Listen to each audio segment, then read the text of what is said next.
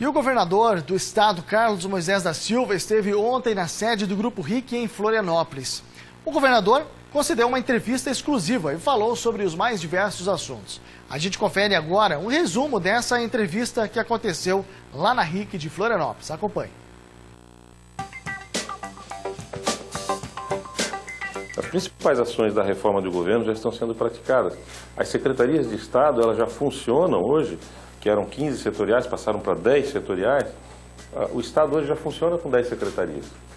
Então, nós não aguardamos a reforma ser aprovada na Assembleia Legislativa para praticar os atos da reforma. O que nós vamos encaminhar para a Assembleia é essa estrutura já testada, praticamente, né? Então, a reforma vai para a Assembleia para surtir os seus efeitos legais, mas a gente já está atuando nesses 2 primeiros meses de governo com o novo jeito de governar Santa Catarina. A obra enfrentou alguns desafios, que na questão das desapropriações, que o Estado fica refém, porque a obra já começou e as pessoas ainda estão ali, né? Então, eu acredito que esse é um desafio que a gente vai ter que superar. Na questão dos orçamentos, a gente também entende que a gente consegue chegar ao final dessa obra, né, com orçamentos públicos, mas acredito que essa obra vai ser entregue no prazo, né, é o que a gente pretende. Todas as propostas que o governo lançar para a avaliação da Assembleia Legislativa são poderes independentes, né, e devem ser harmônicos entre si, e nós não precisamos conversar, eu particularmente entendo que eu não preciso conversar ao pé de ouvido de nenhum deputado. Eu lanço o projeto é público, a sociedade vai avalizar esse projeto, se ele for republicano, e cabe à Assembleia acatá-lo, ou rechaçá-lo, ou propor ajustes, enfim, né? Nós temos que ter transparência, nós temos que dizer para o cidadão por que a gente entrega o benefício fiscal e qual o resultado. Nós vamos encaminhar um projeto para a Assembleia, ele já vai conter ali alguns itens que a gente entende que precisam ser discutidos já. Mas antes, o projeto de lei vai criar regras, normas de como o Estado se relaciona com o particular na hora de conceder o benefício fiscal e de que forma eles serão concedidos. Tem que ter uma sistemática, porque o benefício fiscal não pode ser concedido aleatoriamente. Não sobrou dinheiro para provisionar o 13º em janeiro, nem em fevereiro. Então acendeu a luz. E a gente fez uma projeção, não há expectativa disso, e uma dificuldade em junho, julho, de começar a honrar o salário integralmente. Isso é o projeto que nós temos hoje. A gente vai avançar nisso e não vamos atrasar a folha de pagamento.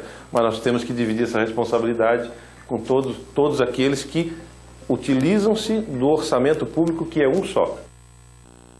E com relação a essa visita do governador ao Grupo RIC, o repórter Felipe Croix também fez uma pergunta a ele sobre uma demanda aqui do Oeste Catarinense. Vamos acompanhar.